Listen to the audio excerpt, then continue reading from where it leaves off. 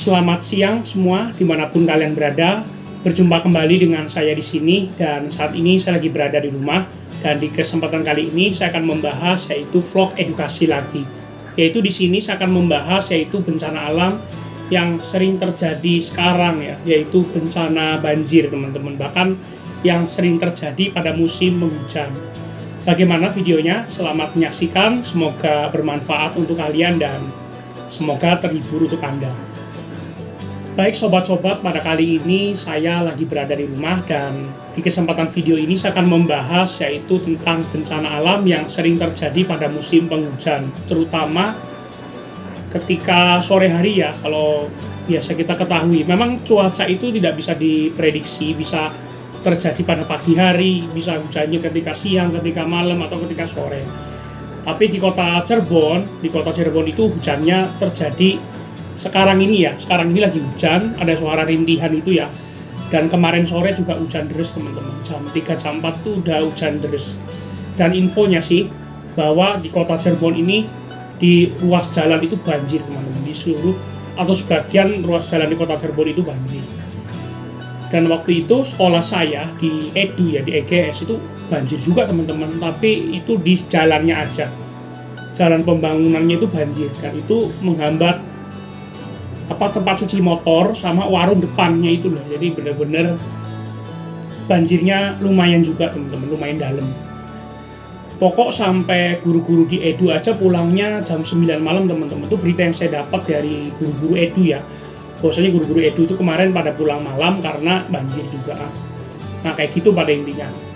Oke, kita langsung ke to the point aja, ke pembahasan tentang bencana alam banjir. Kita langsung aja membahas tentang banjir teman-teman, yaitu ke pembahasan pengertian banjir. Jadi banjir itu merupakan salah satu bencana alam yang disebabkan karena dua faktor. Di antaranya faktor klimatologi maupun faktor ulah manusia. Nah, kalau klimatologi itu hubungannya dengan cuaca teman-teman. Misalnya cuaca hujan seperti ini, atau mungkin hujan yang lebat, biasanya disebabkan banjir itu ya penyebab utama. Nah kalau misalnya dari segi manusia ya, ulah manusia itu misalnya buang sampah sembarangan, menebang pohon dengan sengaja, dan kesalahan-kesalahan yang lainnya. Nah itu yang disebut juga dengan bencana alam banjir. Nah pada intinya gitu teman-teman, banjir itu merupakan bencana alam disebabkan dua faktor. Faktor bisa dikarenakan ulah manusia maupun disebabkan karena faktor klimatologi maupun cuaca. Gitu teman-teman intinya untuk banjir itu sendiri. Sekarang kita lanjut lagi ke penyebab banjir. Penyebab banjir itu sebenarnya ada berbagai macam teman-teman, ada berbagai faktor. Di antaranya yaitu topografi wilayah. Topografi itu misalnya dataran rendah dan dataran tinggi teman-teman, itu contoh topografi. Jadi topografi itu kondisi wilayah. Setiap wilayah itu beda-beda, punya kekhasannya. Misalnya Cirebon wilayahnya dataran rendah, Kuningan dataran tinggi, Semarang dataran rendah, ada dataran tinggi juga karena kan ada Semarang atas, Semarang bawah kayak gitu. Itu termasuk topografi wilayah. Nah kayak gitu. Kan air itu kan dari atas ke bawah teman-teman. Nah itu disebabkan karena faktor wilayah juga, topografi juga. Nah itu ya teman-teman, pada intinya itulah yang disebut juga dengan topografi wilayah. Jadi topografi itu kayak misalnya daerah atas itu lebih tidak resiko banjir ya, tidak lebih resiko daripada daerah bawah. Kayak gitu pada intinya, karena air itu berasal dari atas ke bawah teman-teman, menurun gitu air itu kayak gitu, siklusnya kayak gitu ya. Intinya kayak gitu teman-teman, itu topografi wilayah. Kita lanjut lagi yang penyebab kedua, yaitu intensitas curah hujan. Nah curah hujannya ini dengan tanda kutip yang tinggi teman-teman. Nah kayak gitu, biasanya curah hujannya tinggi, kayak kemarin di Cirebon ya sore-sore tuh hujannya deras banget sampai malam jam 7 kalau nggak salah, apa jam 8. Nah itu hujannya juga menurut saya itu deras banget, bahkan cuacanya ekstrim banget. Sampai kemarin mama saya dari apotek yang di Cipto ke rumah itu, pulang ke rumah ya. Balik ke rumah itu sampai dialihkan ke jalan ke arah rumah sakit pelabuhan, teman-teman. Jadi bukan lewat Cipto lagi, melainkan lewat pelabuhan, karena memang kondisi saat itu di jalan Cipto ya itu kemarin ya itu benar-benar tidak memadai banget, banjirnya parah, bahkan sampai ada yang jalannya ditutup, teman-teman. Nah kayak gitu, makanya sangat berisiko banget ya. Kemarin juga ada info dari mama saya juga waktu itu pulang dari apotek Prima Sejati ya, terus kembali ke rumah itu bener-bener muter dulu ya, pakai cara muter ke arah pelabuhan dulu ya, karena memang lagi tidak bisa dilintasin, itu nggak bisa dilewatin karena kan banjir, teman-teman. Kayak gitu intinya. Itu untuk intensitas curah hujan. Nah curah hujan itu kan bisa tinggi, bisa sedang, maupun hujan ringan kayak gitu pada intinya. Lanjut lagi ke pembahasan selanjutnya, yaitu tentang daerah resapan air. Nah daerah resapan air itu biasanya terjadi di perkotaan gitu ya, perkotaan, dan itu juga ada istilah ruang terbuka hijau. Itu biasanya sangat diperlukan banget kalau di perkotaan. Biar apa sih ada ya daerah resapan air itu? Biar nggak terjadi banjir. Nah kayak gitu pada intinya. Ya ada istilah ini kan drainase itu ya kayak selokan gotnya itu ya. Biasanya itu di kota-kota kan banyak tuh, di sekitar Anda gitu kan banyak. Nah kayak gitu contoh untuk daerah resapan air. Jadi fungsinya daerah resapan air itu ya untuk menjaga banjir sebenarnya, tapi banyak bangunan-bangunan besar dilakukan tanpa pertimbangan, area resapan air itu bisa menjadi banjir biasanya. Kayak gitu pada intinya. Nah itu yang disebut juga dengan daerah resapan banjir. Lanjut lagi ke aliran sungai. Nah sungai itu tahu sendiri ya, fungsinya untuk saluran irigasi. Nah kayak gitu ya, sungai itu bisa jadi pemicu banjir, misalkan tanggulnya jebol atau mungkin sungainya meluap, tersumbat bisa, yaitu contoh penyebab banjir itu seperti itu. Nah kayak gitu ya, itu contoh aliran sungai itu sendiri. Jadi biasanya kalau sungai kan ya kalau normal biasa-biasa aja, tapi kalau mungkin terjadi ya tanggulnya jebol atau mungkin bocor sungainya, bukan bocor tapi meluap bahasanya, itu bisa jadi pemicu banjir, teman-teman, kayak gitu. Nah itu aliran sungai. Lanjut lagi yaitu kondisi hutan. Nah kondisi hutan itu sangat ini banget ya, sangat krusial banget, sangat vital. Karena hutan itu kan paru-paru dunia, teman-teman. Untuk jadiin objek wisata, jadi perlindungan juga gitu kan. Biar nggak hujan atau yang lainnya. Tapi kalau kondisi hutannya digundul, ditebang dengan sembarang, dengan seenaknya gitu, itu bisa menimbulkan banjir, teman-teman. Misalnya kondisi hutannya nggak baik, ditebang, dibakar dengan sengaja, itu bisa menimbulkan bencana alam seperti banjir dan tanah longsor gitu. Nah kayak gitu, teman-teman, pada intinya. Karena hutan itu adalah sebagai paru-paru dunia, kalau julukan hutan itu sendiri ya. Nah makanya hutan itu jangan ditebang atau jangan ditebang dengan sengaja, kayak gitu. Itu aja, teman-teman, pada intinya untuk penyebab banjir. Nah sekarang kita lanjut lagi, yaitu ke jenis-jenis banjir saja. Yang pertama yaitu banjir air biasa, banjir rob, banjir bandang, dan banjir lahar dingin. Jadi ada 4 jenis. Nah kayak gitu ya. Itu contoh-contoh banjir ada 4. Ada banjir air biasa, banjir bandang, banjir lahar dingin, dan banjir rob. Nah seperti itu. Nah sekarang di sini saya akan membahas tentang banjir air biasa. Nah banjir air biasa itu merupakan banjir yang disebabkan meluapnya air yang berasal dari sungai, danau, parit, atau selokan yang mengenangi wilayah sekitarnya. Jadi berasalnya bisa dari got, dari selokan, dari danau, dari parit, dari sungai itu bisa menggenangi wilayah sekitarnya. Kayak gitu pada intinya. Banjir air biasa contohnya banjir yang di Cirebon kemarin ya, itu bisa dikategorikan sebagai banjir air biasa teman-teman. Seperti itu pada intinya. Nah itu yang disebut juga dengan banjir air biasa. Banjirop yang kedua. Jadi banjirop itu banjir yang disebabkan karena pasang surut air laut. Biasanya terjadi di daerah-daerah pantai teman-teman. Mungkin kalau di Semarang, seperti contoh di daerah Tanah Mas, yang kemarin deket Pak Sangklak ya teman-teman, kalau waktu itu saya bikin vlog ke Pak Sangklak ya, itu juga daerah rob juga di daerah situ, jadi deket-deket pantai utara gitu deh, jadi bener-bener, kan Semarang kan terkenal dengan dua kota ya, kota atas dan bawah, nah itu daerah situ tuh juga sering terjadi banjirop teman-teman, bahkan terjadi pula di jalan Kaligawe Semarang gitu. Makanya yang jadi dokter di rumah sakit mana, gak jadi dokter doang ya, mahasiswa yang kuliah di Unisula, yang kerja di rumah sakit Sultan Agung itu ya, itu sangat berdampak banget dengan bencana itu ya, terutama bencana banjirop itu loh. Kan makanya di daerah Kaligawe itu sering macet, jalanannya banyak yang rusak, akhirnya banyak perbaikan. Itu kan selain banyak truk, yang kedua itu karena sering rob teman-teman. Kayak gitu pada intinya.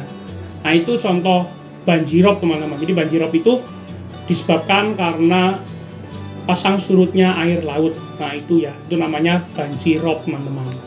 Lanjut lagi, yang ketiga adalah banjir bandang. Banjir bandang itu banjir yang sangat paling mengerikan teman-teman.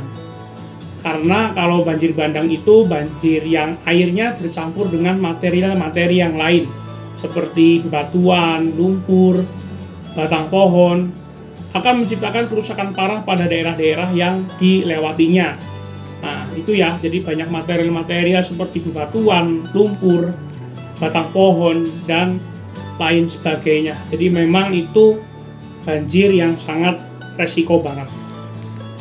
Seperti kemarin kejadian tahun 94 atau 95 gitu di Semarang ya. Dulu waktu zaman Bapak waktu kuliah Pak SMA itu juga pernah mengalami hal yang serupa. Ya halnya banjir teman-teman.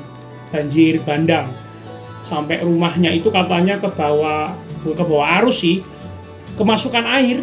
Iya itu benar-benar mengerikan banget sih memang tahun 95 94 di Semarang itu ya, karena memang rumah itu tuh dekat sungai banjir kanal barat, itu bener-bener berapa meter tuh nggak jauh kok, itu bener-bener resikonya tinggi banget. Tapi sekarang kali banjir kanal sudah makin bagus sih, banjir kanal barat itu yang di daerah Semarang itu ya. Nah kayak gitu, makanya ya seperti itulah, banjir bandang itu banjir yang sangat mengerikan daripada banjir air biasa, karena memang materi-materi yang lainnya kayak gitu. Contohnya kayak gitu teman-teman, untuk banjir bandang. Banjir lahar dingin yang keempat. Jadi banjir lahar dingin itu banjir yang disebabkan karena material gunung api. Biasanya gunung api yang berupa abu, kerikil, pasir, dan bebatuan yang tersapu di bagian hulu dan turun melalui lereng gunung atau sungai-sungai. Jadi mungkin banjir lahar dingin itu disebabkan karena gunung berapi teman-teman. Tapi yang jarang terjadi itu di Kalimantan, karena Kalimantan itu memang tidak ada gunung api sama sekali. Ya walaupun ada gunung sih, tapi kan nggak semua gunung itu berapi semua gitu. Jadi kalau kalian yang tinggalnya di Pulau Jawa yang notabene banyak gunung berapi ya, Gunung Merapi, Gunung Semeru, dan gunung-gunung yang lainnya. Nah itu juga jadi pemicu banjir lahar dingin. Lahar dingin itu kaitannya dengan gunung teman-teman, dengan gunung meletus bisa, atau mungkin ya letusan gunung api gitu ya, kayak gitu pada intinya. Nah itu yang disebut juga dengan banjir lahar dingin. Di sini saya akan membahas yaitu tentang kerugian banjir teman-teman. Yang pertama yaitu kerugian materi ataupun dampaknya bisa ya. Nah kerugian materi itu contohnya kayak misalnya harta bendanya rusak semua, pada punah gitu ya. Bahasanya kok punah, maksudnya bahasanya pada terganggu semua, pada musnah semua lah bahasanya kayak gitu. Contohnya bisa kendaraan, mobil, motor yang mogok atau mungkin ke bawah arus, Kecuali yang bisa menerabas banjir ya itu ya bisa ya, tapi cuma tertentu aja, nggak semua kendaraan yang bisa menerabas ya, karena memang kebanyakan motor itu mogok gitu ya, karena kayak kemarin guru-guru itu ceritanya motornya banyak yang tinggal di sekolah ya karena banjir teman-teman, nggak berani kan, takutnya mogok di jalan kayak gitu.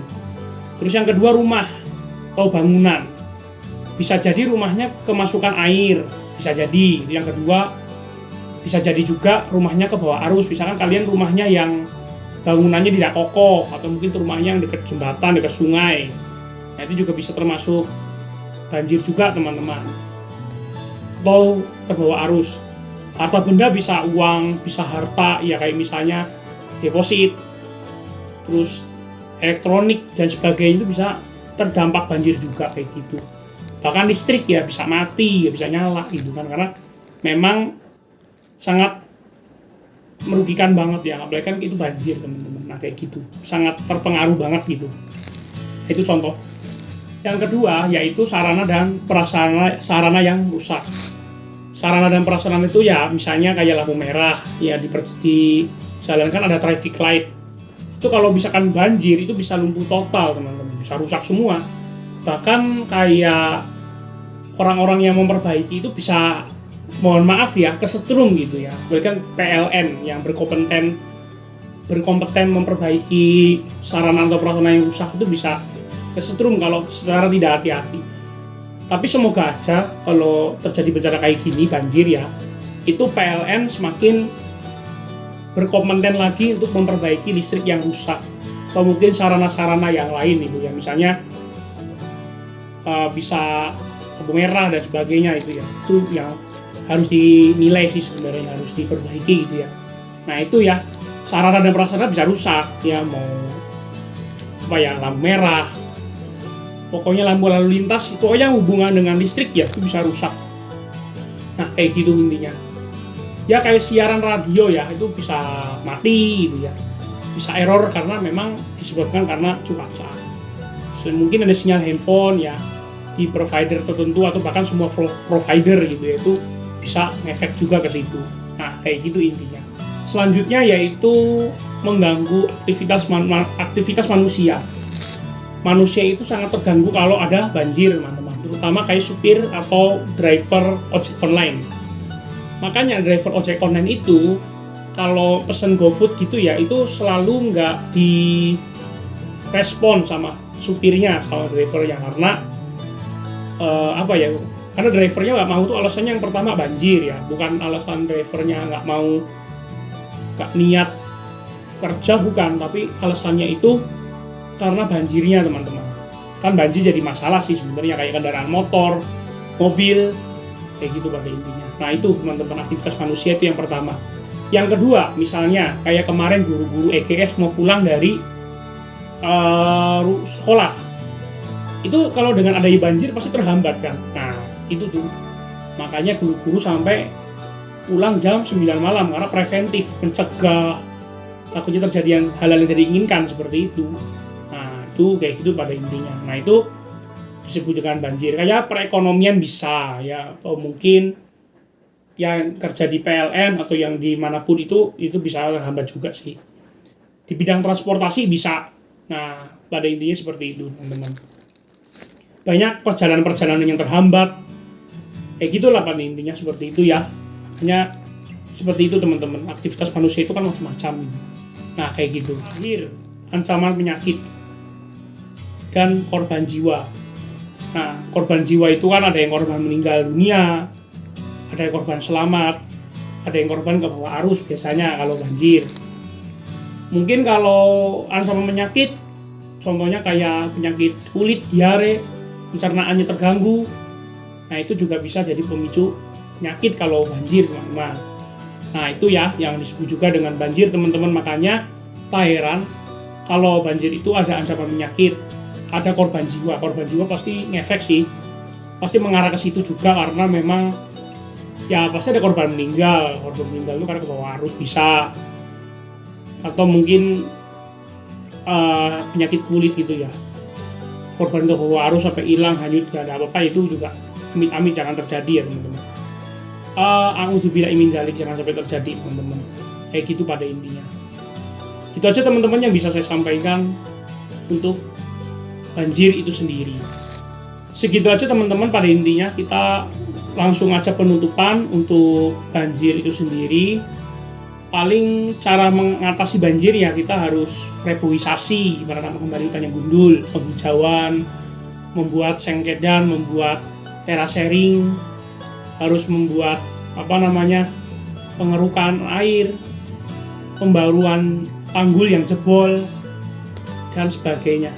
Maksudnya membarui tanggul yang awalnya tidak bertahan tapi makin bertahan gitu, makin awet gitu ya, biar nggak terjadi sesuatu, dan membuat biopori atau sumur resapan kayak gitu pada intinya, atau mungkin daerah resapan air di perkotaan dan sebagainya, di perkotaan ya, kayak gitu pada intinya. Gitu aja teman-teman yang bisa saya jelaskan untuk banjir kali ini. Semoga banjir di Cirebon dan kota-kota yang lain di Indonesia bahkan di dunia semoga segera teratasi ya, karena memang cuaca pada saat ini tuh lagi hujan-hujannya teman-teman. Bahkan Semarang akhir tahun pernah banjir teman-teman, dan sekarang Cirebon lagi banjir teman-teman. Cirebon banjir lagi gitu. Bahkan kemarin Edu Global jadi korban sebenarnya, karena jalannya memang langgaran banjir, dan yang kedua guru-guru sampai meninggalkan motor di sekolah ya, karena memang nggak bisa pakai motor, takut terjadi sesuatu gitu kan, mencegah ya, lebih baik mencegah daripada mengobati. Terima kasih, sampai jumpa di video selanjutnya. Jangan lupa like, comment, share, dan subscribe. Sampai jumpa dan selamat siang menjelang sore semuanya.